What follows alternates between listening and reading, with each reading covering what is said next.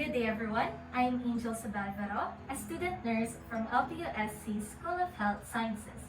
Today, I will be performing immediate newborn care.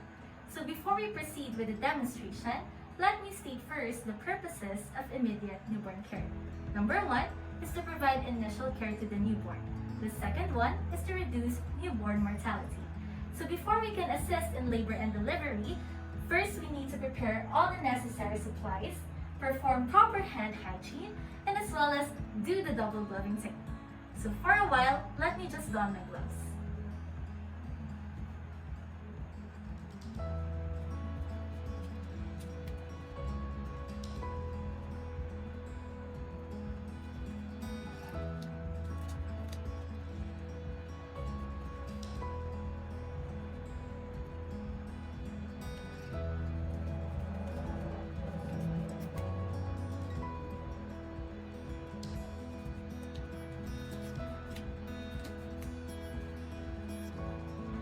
After that we have donned our gloves, we can now proceed in assisting in labor and delivery.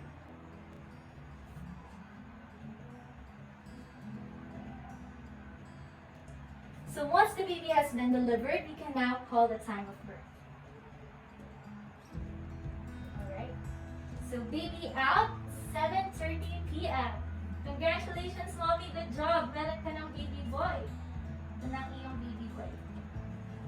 So place the baby on a towel just on top of the mother, and then proceed to performing the first step, which is the immediate and thorough drying of the baby for at least 30 seconds to stimulate breathing. So the first thing that we want to do is to wipe the newborn's face, and then wipe the head, the trunk, and then the extremities. So while doing so, we want to also perform a quick assessment of the baby's breathing. Also, we want to ensure not to wipe the vernix off, as this provides an extra protective covering to the baby. Actually, this serves as a natural moisturizer for the baby's skin not to get dry. Okay. Also, we want to take note not to bathe the baby within the 6 hours of life to prevent hypoglycemia, hypothermia, as well as infection. Okay. After drying the baby, we can now remove the wet cloth and keep the baby warm. Okay, so the first thing that we want to do is to place the baby prone on the mother's chest or the mother's abdomen. Okay. So this is what we call the skin-to-skin contact, or initial skin-to-skin contact.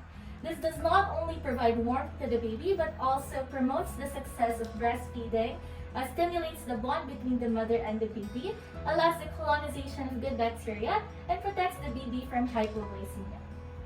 To further prevent heat loss, we can now put a dry linen on the baby as well as the bonnet on the baby's head.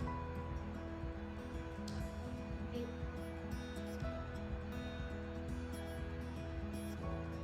Alright. So after this, we can now proceed to cord clamping, but before doing so, we need first to remove our first set of gloves.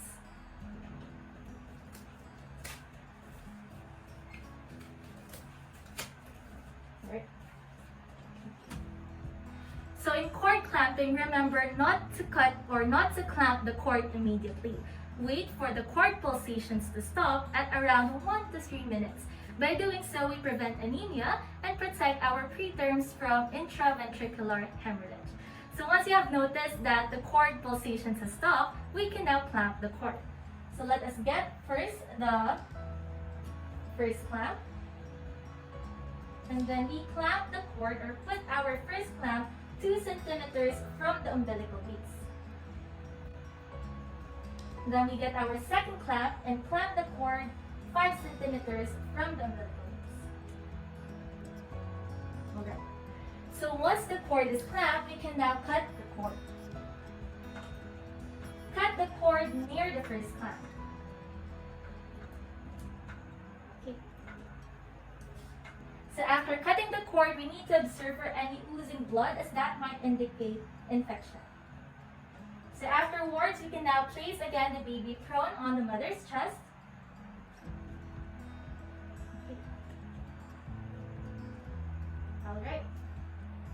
So at this moment, we want to inject the mother with 10 IU of oxytocin intramuscularly to promote uterine contraction, preventing uterine apnea. Alright, mommy, kamusta ka? So, ngayon po, na-maintain lang natin ang skin-to-skin contact. So, ngayon po, tuturukan muna kita ng oxytocin. So, sa ano mo po, sa braso mo. Bakit po kita tuturukan ito? Para ma-ensure natin na magko-contract ang uterus mo. Kasi kapag hindi mag-contract ang uterus, risk ka for postpartum hemorrhage or magkaka-risk ka for bleeding. Kaya kailangan mo po maturukan ng oxytocin. Ano po? So, wait lang po, So, we get the medication and get a cotton ball with alcohol. So, mommy, clean ko lang ang injection site. Alright. Tutusok na po ako. Yung malalim. 1, 2, 3.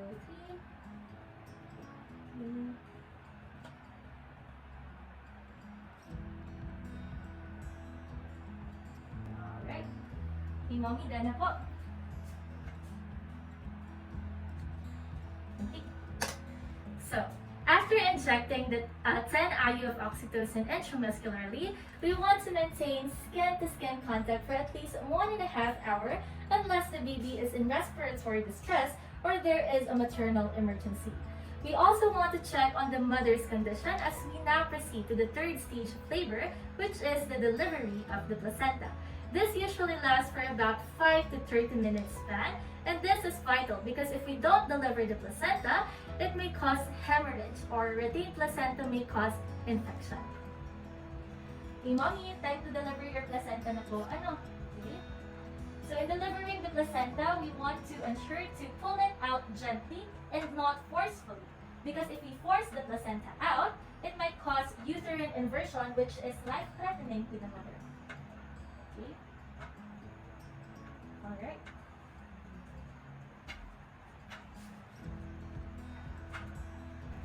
So once the placenta is out, we can now check the perineum, the lower vagina, as well as the vulva of the mother for any tears or laceration.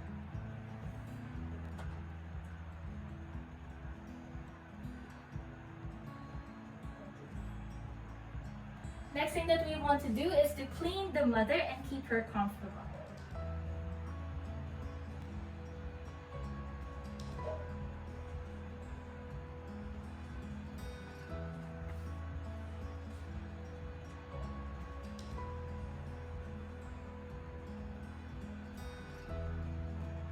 Alright.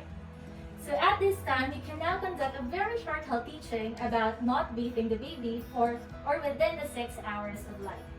Okay. So mommy, kamusta? Okay, mag-a-advise lang po tayo. Wag pong paliliguan si baby sa unang 6 na oras ng kanyang pagpapanganak or ng kanyang pagkasila.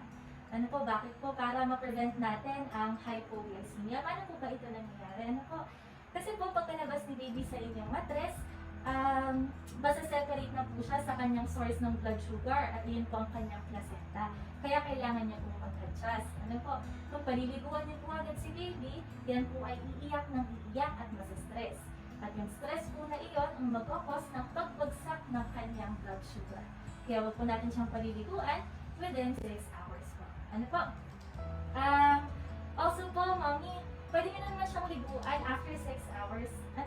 So, maintain lang po natin ang skin-to-skin contact. Ilalagyan ko lang po si baby ng identification band para ma-prevent po natin ang baby switching. So, let us get the identification band and place it on baby's wrist.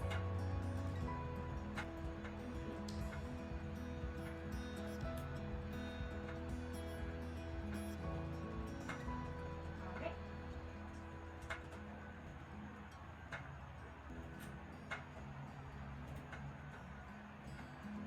So, mommy, maintain lang natin ang skin-to-skin contact. Maya-maya ay ma-observe niya si baby na bubukas na yung bibig at gagalaw-galaw na yung kanyang dila. Ibig sabihin po noon, ready na siya to breastfeed po.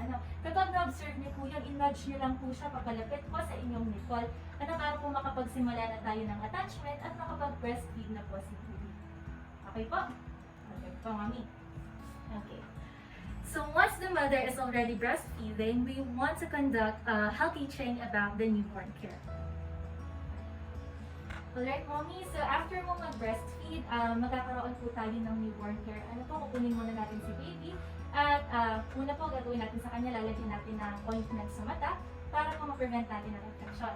Pangalawa po, magsasagawa tayo ng initial exam, pati po kukunin natin ang kanyang anthropometric measurements. So, yung sukat po ng kanyang ulo, ng kanyang chest, ng kanyang abdomen, yung kanyang haba, or yung length niya, at yung kanyang bigat, or yung weight niya po. And then afterwards po, pinakahuli, tuturukan natin si BB ng 3 vaccine. So, ano-ano po ba ito?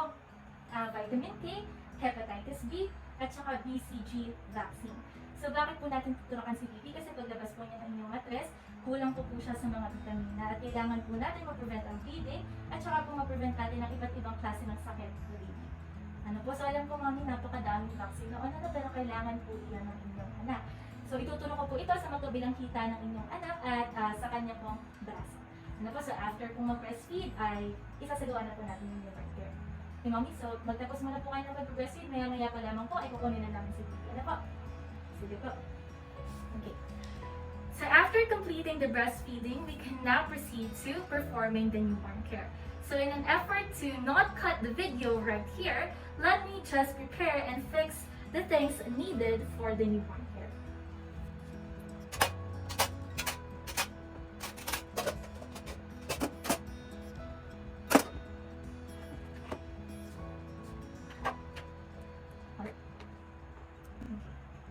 So now we have prepared all the supplies or materials needed for newborn care.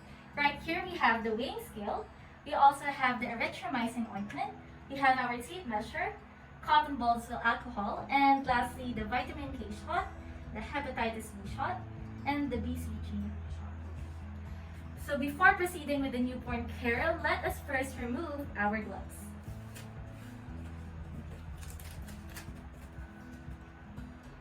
And then we want to get the covering for the baby before we get her from her mother.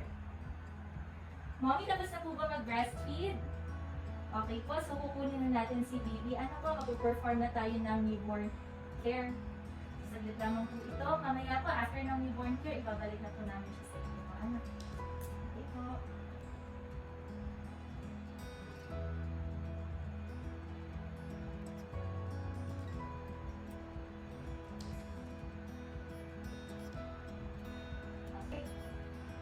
Alright, mommy. So, sasagawa lang po natin ng newborn care at maya-maya pa lamang po, ibabalik na po namin sa inyo si baby. Ano po? Sige po. Okay. So, in performing the newborn care, let us first weight the baby or check the weight of the baby. So, place her on a weighing scale. Okay.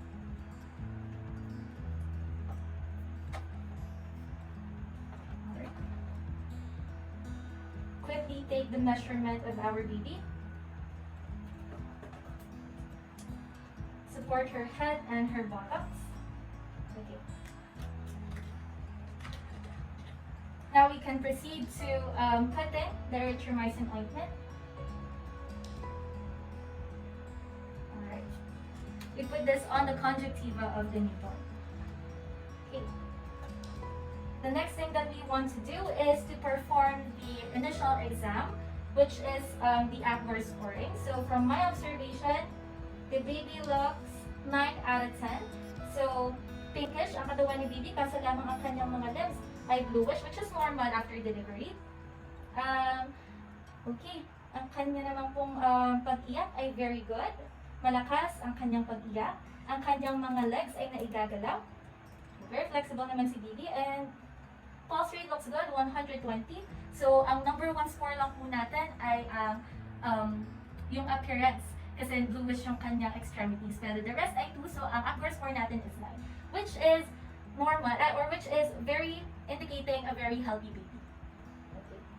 So the next thing that we want to do po is to conduct the anthropometric measurement, starting by getting the head circumference of the newborn.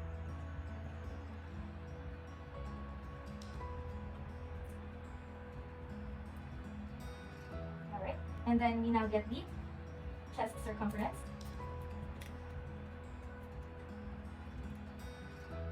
And then the abdominal circumference.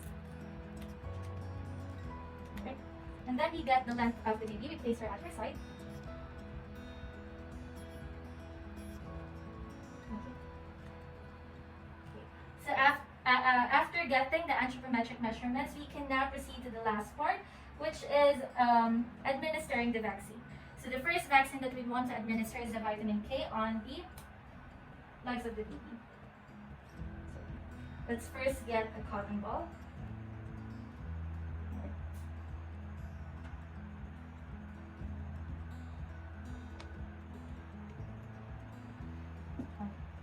Then we want to inject the second vaccine, which is the hepatitis B vaccine. Also, we inject this on the other leg.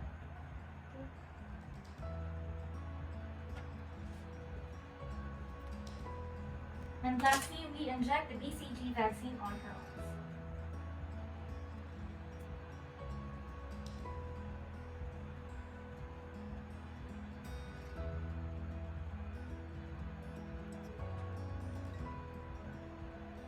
Alright. So after completing newborn care, we can now return baby to her mother. First thing that we want to do is to cover her before returning her to her mother.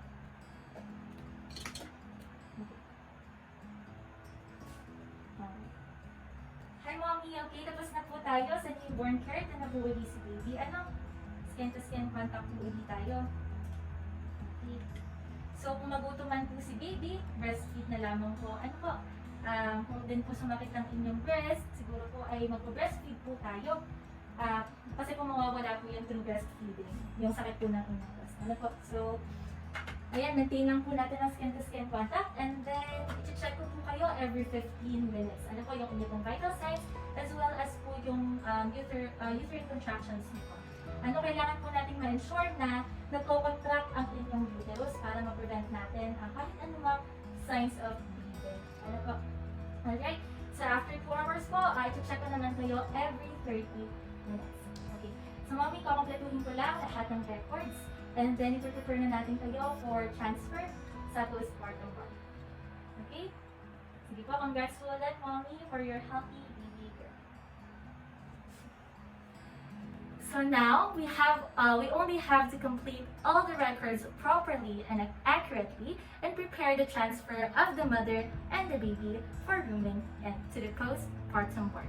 And that ends our return demonstration on immediate newborn care.